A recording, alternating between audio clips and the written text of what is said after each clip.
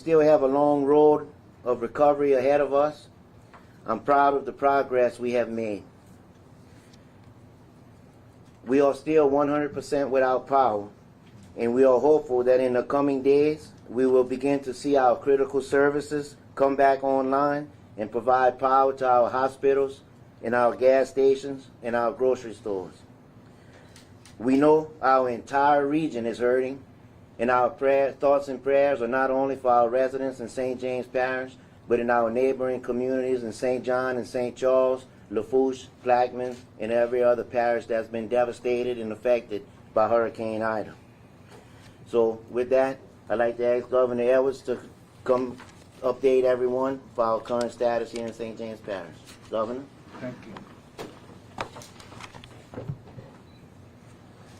Thank you, Mr. President, and I appreciate you hosting us here today. The entire leadership of our state team was able to come by, and some of our federal partners, Fema and the Corps of Engineers, and we're always happy to have our Congressman with us, Troy Carter, as well. I want to thank him and Representative Brass and Senator Price. It's great to have you here. The President was exactly right. It's been a week. It's been a very challenging week for people all over southeast Louisiana. And there's been an awful lot of really good work, hard work. No doubt things are better than they would have been otherwise. But we know there are a lot of people out there who are in fact hurting. And we're going to continue to work hard every single day to bring additional relief and to make progress. We also had an opportunity to go to Assumption Parish earlier today and meet with their officials as well.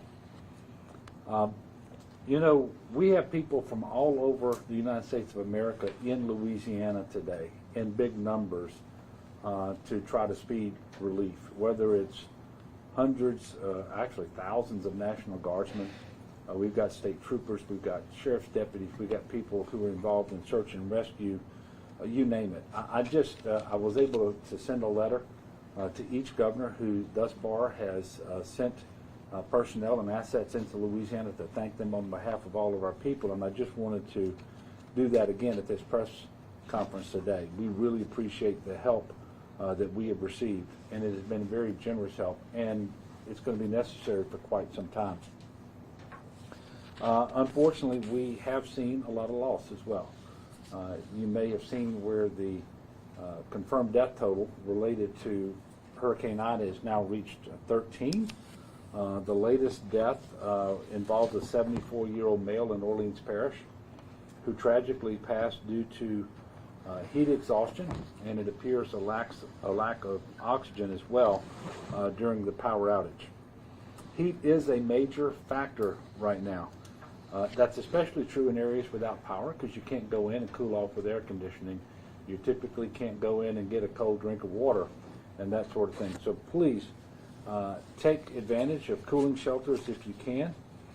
Run your generators if you have them, but do it safely. And make sure you continue to check on your neighbors, especially those who are elderly or have special needs.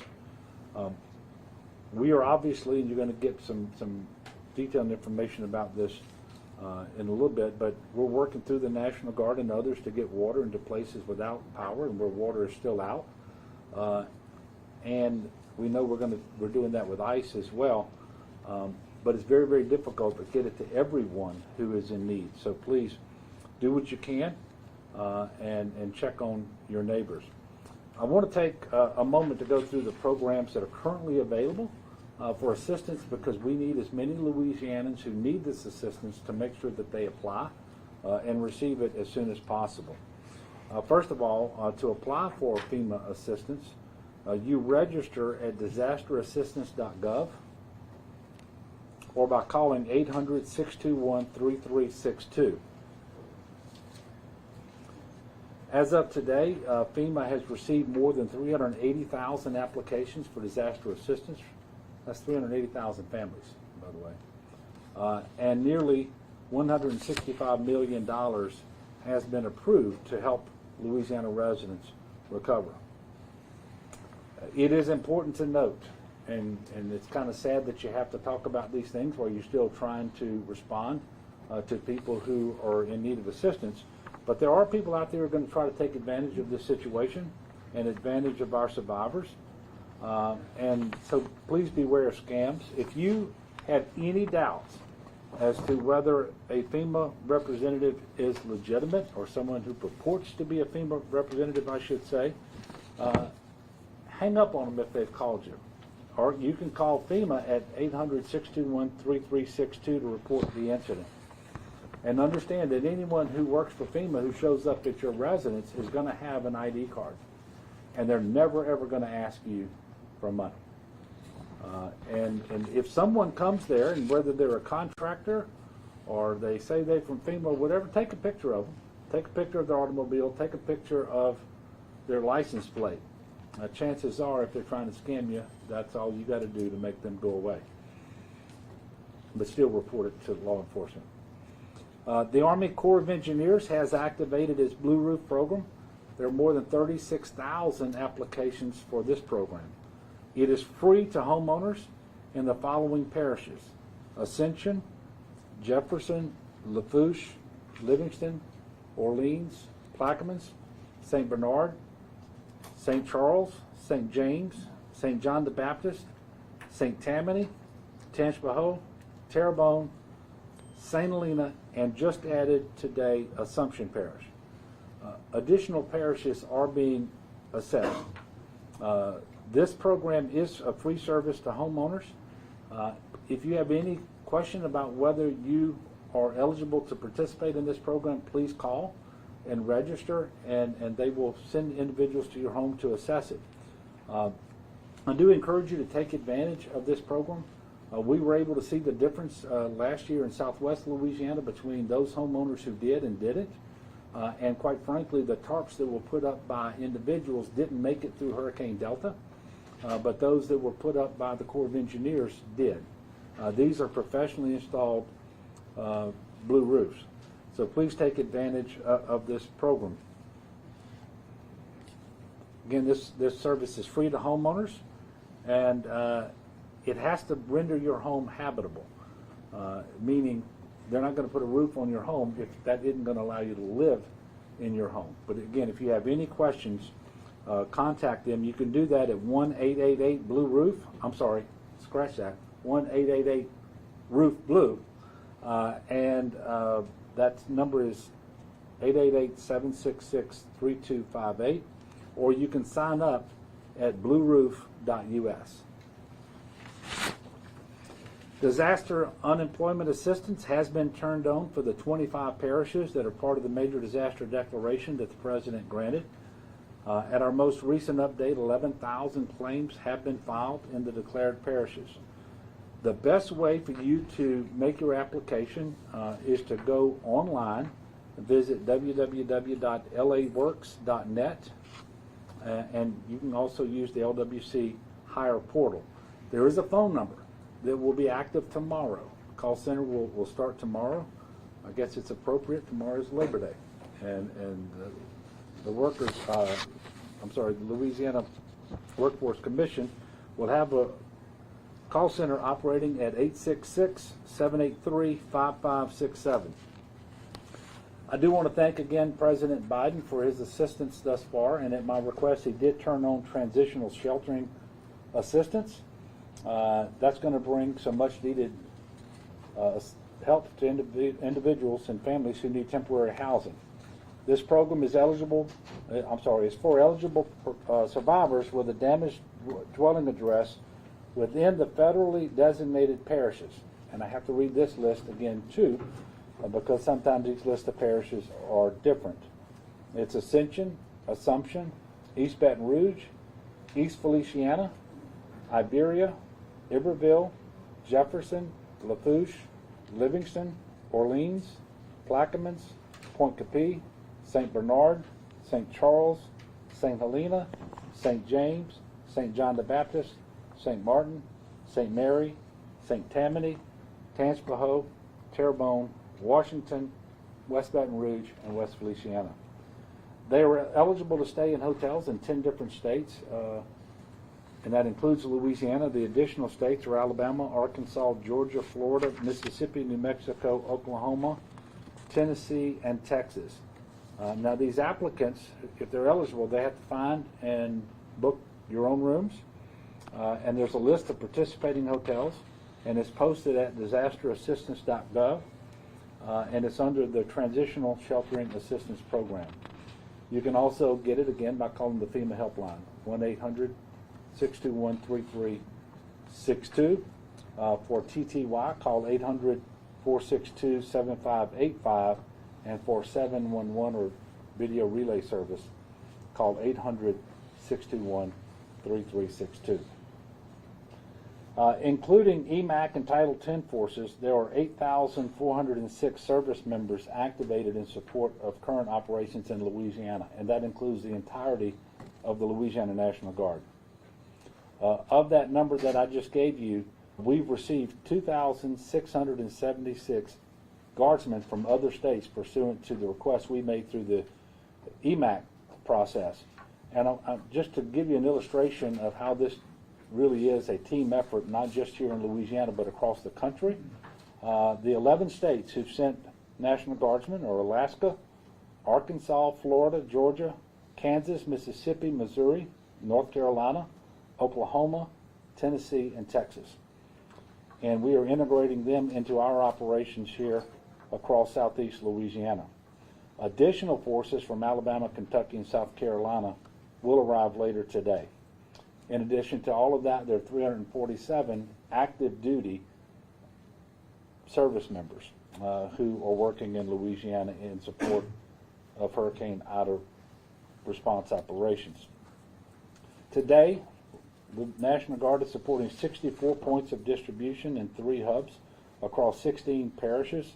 12 additional pods are staging today. Thus far, and this is really as of last night, the National Guard has distributed right at 2.5 million meals, 117,000 tarps, more than 2.7 million liters of water, about 250,000 sandbags, and 377,000 bags of ice. Electricity continues to be very challenging across southeast Louisiana. There's been significant progress, but there are currently 597,371 outages. That means businesses and customers. There's a lot more than 597,000 people without power. Now, the good news is that is down from about 1.1 million at the peak. But there are still a number of parishes that are hovering right at 100% outage, and we're in one of them, St. James. But we know that is also the case at St. John the Baptist and St. Charles and Lafourche and Terrebonne as well. So we have a long way to go. There are more than 30,000 linemen in the state working to restore power, and we certainly want to thank them too, because they come from about 32 different states as well. Generator safety, but carbon monoxide poisoning has already claimed some lives after the hurricane. Please make sure that you're safely operating your generator at least 20 feet from your home in a well-ventilated area, not next to a window or a door, not in a crawl space or a garage or under your house or anything like that, and certainly not in your house. Let it cool down for 20 minutes before you refuel. And if you have a professionally installed home generator that services your whole home, you need to also take a look at that. We've had a few issues there as well. And so make sure that is functioning properly and safely. Carbon monoxide detector is absolutely critical, no matter how familiar you are with using a generator. Just to put some numbers with this, in the past 4 days, we've had at least 82 visits to the emergency departments in our hospitals across southeast Louisiana from people who suffered carbon monoxide poisoning. And 4 of the 13 deaths that I mentioned earlier have been attributable to carbon monoxide poisoning. You don't taste it, you don't smell it, you have no idea that it's there. And very, very sadly, it often gets whole families because they'll turn on the generator, go to sleep, and that's what happens. With respect to the heat, that remains a challenge as well, with heat indexes getting up to about 105 degrees every day. So drink water, take breaks. Look, your yard probably needs to be cleaned. It doesn't all have to be cleaned today.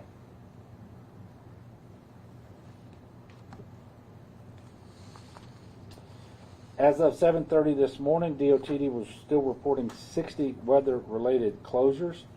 We have already started picking up debris in the following parishes: Ascension, Assumption, St. James, St. Bernard, Orleans, Plaquemine, St. Helena, and Livingston.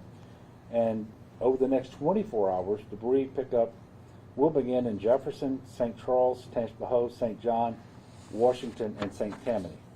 The Houma Tunnel now has a generator and it's operational. Inspections of movable bridges show that many have been compromised and are inoperable, either because of marine or vehicular traffic. So they're just, it's one or the other, but not both. Crews continue to replace signage and traffic signals across the state. They also, DOTD transported 620 evacuees yesterday. And I encourage everyone, especially since we still have those 60 outages, check with 511la.org before you leave your house to make sure that you can get where you're trying to go by the route that you have planned. It may be necessary to get a new route. The state fire marshal has assessed just about 45,000 homes as of the meeting this morning. He's reporting that just about 7,000 of them have been determined to have major damage, and close to 1,900 of them have been destroyed. And again, there are many, many more residences to be assessed. As of 8 o'clock this morning, there were 3,560 people being sheltered in 23 shelters across the state. If you need any shelter information, if you're looking for a shelter, please text LA Shelter to 898-211, or you can call 211. Louisiana's federal DSNAP request is in process, but residents can pre-register now for DSNAP. This is the Disaster SNAP Assistance, and then it will be much easier for you to access these benefits if and when it's approved. And it will be approved. It's just a matter of time. And DSNAP always follows the storm by 3 to 4 weeks, because you can't load people's cards until grocery stores are open in their area. It really doesn't do them any good. So we got to get to a certain threshold of stores that are open and stocked, and then we will be running DSNAP. We've actually pioneered the process of doing virtual DSNAP last year after Laura, and we will do that again this year because of the COVID environment. But you can text LA DSNAP to 898-211 for more information. We're also working to get mass replacement benefits for SNAP recipients in Parish where at least half of the residents lost power for 24 hours or more, and others will be able to apply. So we'll be giving you more information about that later. I am getting to the bottom of the information that I have for you. DCFS has launched Connect as a way for families to locate loved ones who evacuated from Hurricane Ida to a state shelter. So if you're looking for someone, you can call 225-342-2727 between the hours of 7 and 7 to reach the Connect line. Or you can fill out a form at dcfs.louisiana.gov/connect. For privacy and safety reasons, DCFS cannot confirm the identities of people staying in shelters, but we will determine whether the person is in a state shelter and pass them the caller's message. People searching for loved ones in a disaster area can also use safeandwell.communityos.org. That's safeandwell.communityos.org. It's a website set up by the American Red Cross to try to locate missing friends or family members in the affected area.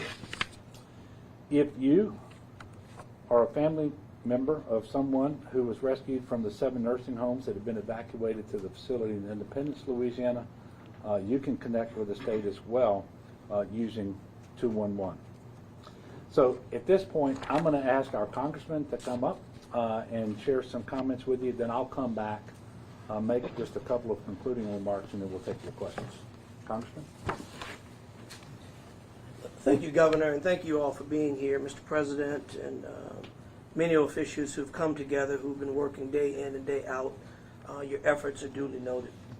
At the risk of being redundant, I'm going to just talk about a few things that require, and I think it's meritorious of redundancy. We know it's hot. We know it's hot, and we have senior citizens, we have children, we have animals, we have people with disabilities. If you can, during the day, if your power is out, open the doors, go outside, sit under a tree, and stay as hydrated as you possibly can. For our neighbors who are getting their power turned on, power is starting to gradually come back in certain areas. If your power is on, check on your neighbors. Check on those in the surrounding neighborhoods who may not have power. This is now a great time for us to demonstrate the resiliency and the love for each other as a strong community that we know we are. Reach out to your friends, reach out to people you don't know, try to provide resources to assist. Entergy is working around the clock. There's some 25,000 power linemen that are out desperately trying to get power restored. We have to make sure that in the interim that we look out for each other. There are ice trucks that have been dispatched. Many vendors have been kind enough to donate ice. Albertsons and many others have come to town to provide water and ice and food. Pods are set up throughout communities. If you have access to the internet, don't assume your neighbor does. A lot of the information that we're transmitting through the internet, through our cell phones, through those who may have power. Many don't. So if you have information, please share it with your neighbors. We're asking that you not go on the road a lot. We know gas is at a shortage, but to the extent that you can walk, that you can travel safely to your neighbors' homes and give information to them, it will be greatly appreciated. We have to remain calm and know that help is on the way, and that every effort and possibility of manpower, people power, energy, and resources are being expended to get to you, to provide resources to you. The President and the administrator of Fema were on the ground with us on Friday visiting throughout the state. The President has said in no uncertain terms that he commits the full faith and credit of the entire United States to not only building back, but building back better. We're going to be stronger, we'll be more resilient, we'll do things better than we've done before, and most importantly, know that we're trying to get resources to you just as fast as possible. God bless you all.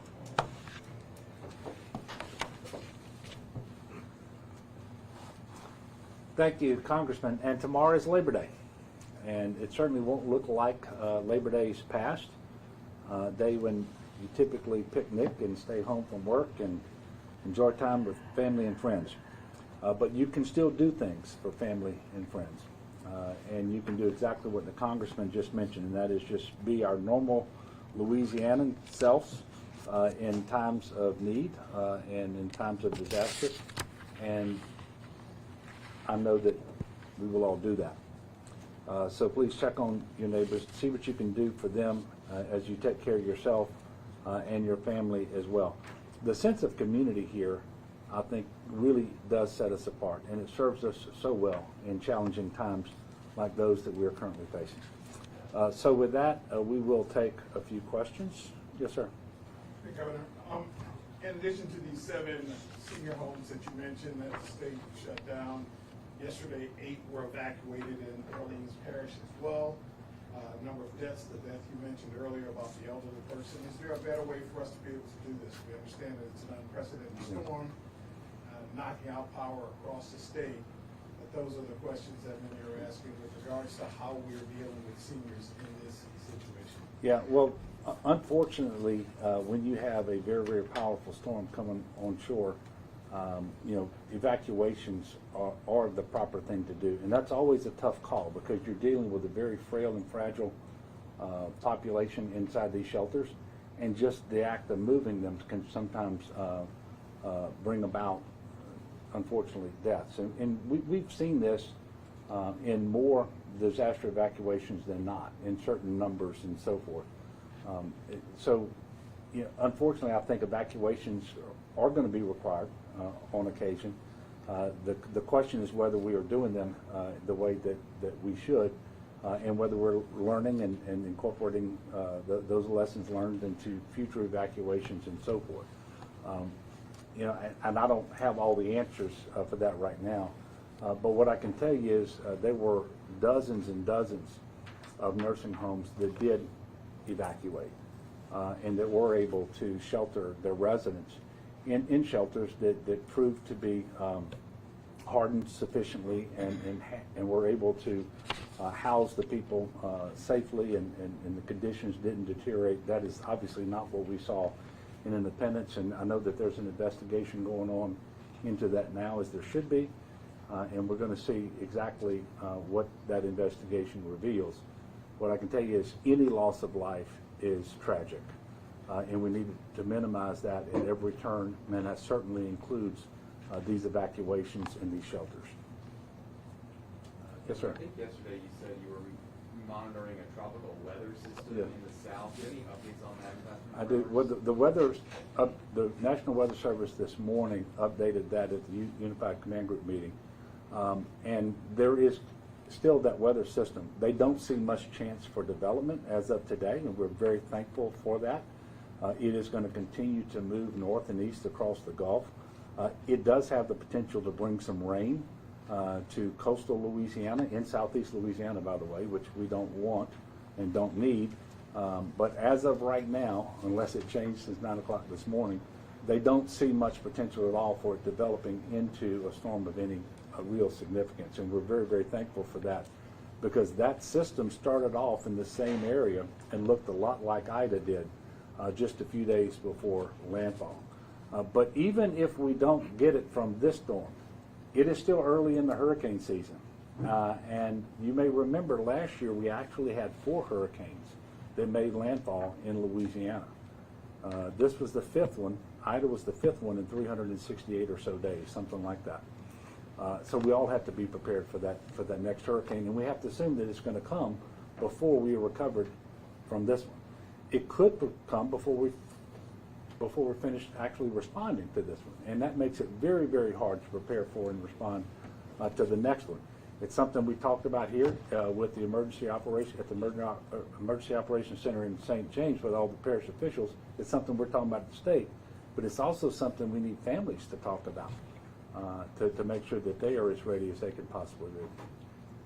Do you know any more than you did a few days ago about the nursing home residents who died? No, I mean, I know the number, and I know that the coroner has confirmed that they are storm-related. I don't know that the specific causes of death have been determined, and those typically come out on the death certificates and so forth. I don't know any more about the deaths other than I believe we're reporting 5 now, and that's 5 of the total of 13 deaths that have been confirmed to be storm-related. Yes, sir. 5 recent hurricanes you mentioned yesterday, strained healthcare workers amidst a resurgence of COVID, no power, infrastructure issues. Just wondering what keeps you up at night as Louisiana faces seemingly unprecedented challenges. You know, a lot of things keep me up at night.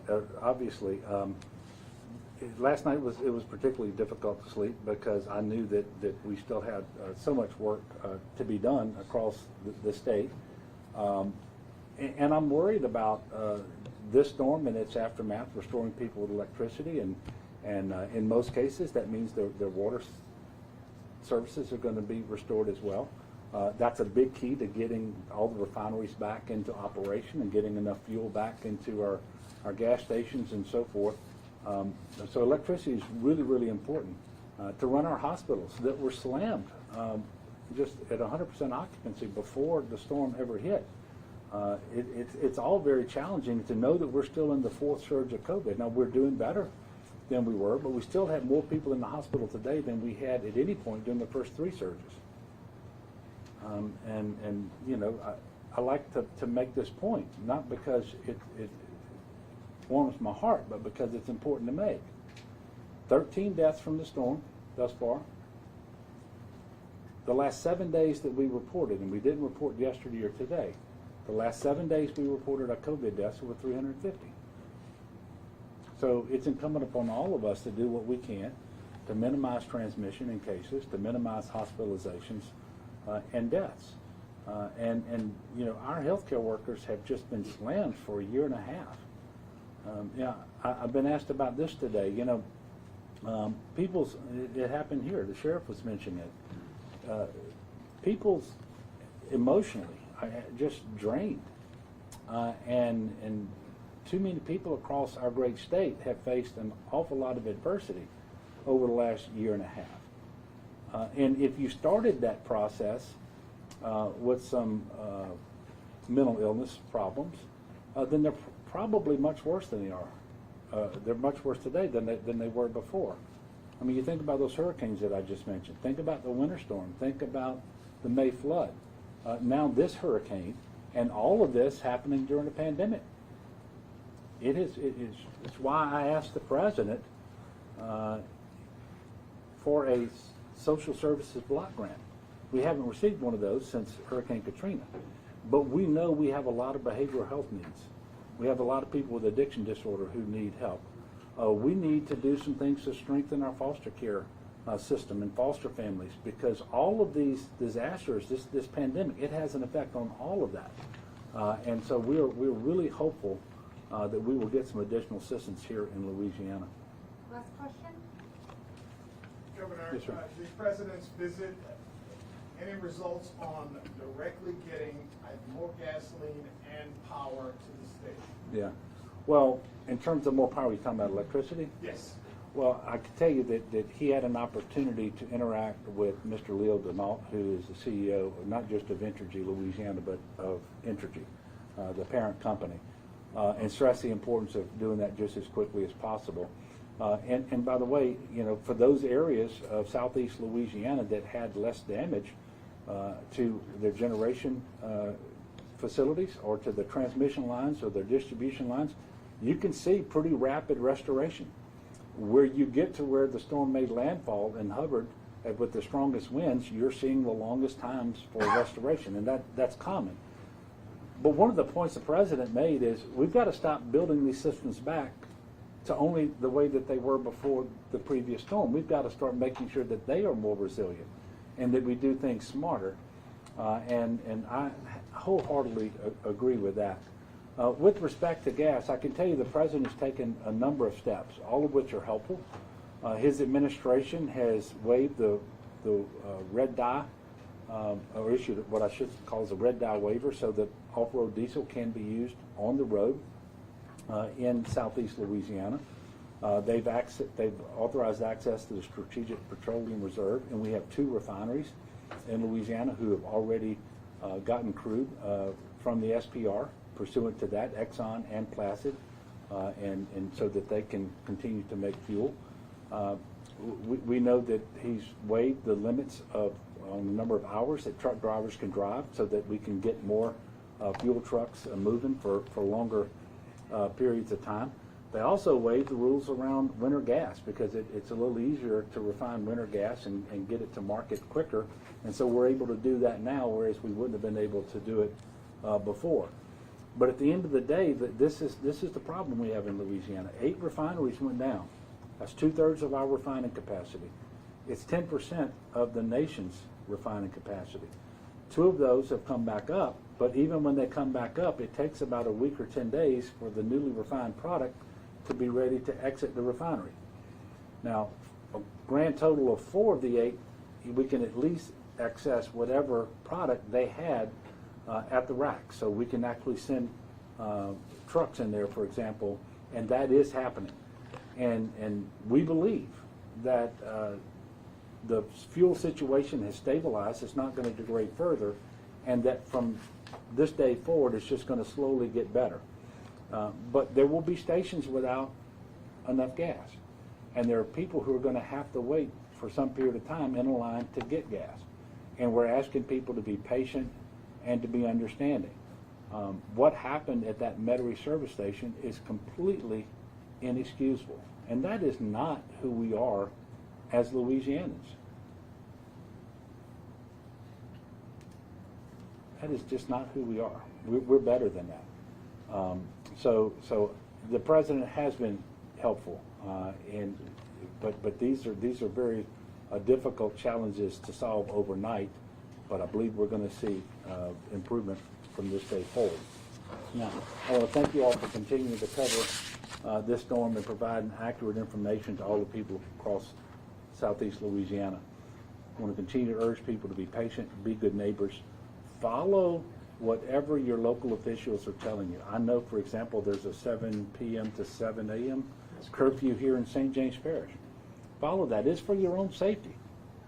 We have elevated law enforcement all across southeast Louisiana because when it's dark, sometimes people get a little foolish and they think they can get away with something that they would never contemplate otherwise.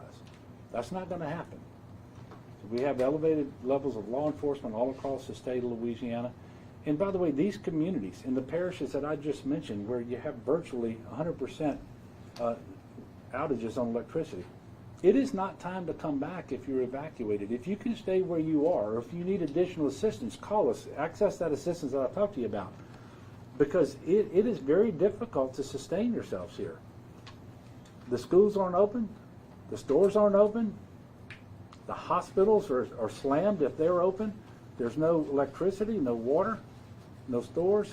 So please be patient. Come back when President Dufresne says it's time to come back to St. James Parish, for example.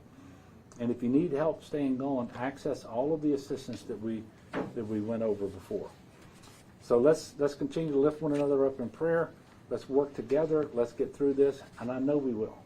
I know we will. It's going to take some time. We're going to be here all the way through the process, working with our federal partners, all of our local partners, and I just want to thank again the people of Louisiana. Sometimes we get focused on the negative stories. I can assure you of this: there are 1,000 acts of kindness for every bit of foolishness that's happening out there. And I probably am understating that tremendously. There are at least 1,000 acts of kindness happening out there for every act of foolishness and meanness. That's why the people of Louisiana continue to inspire me. Thank you all, and God bless. Beg pardon? Oh, God bless you. Thank you.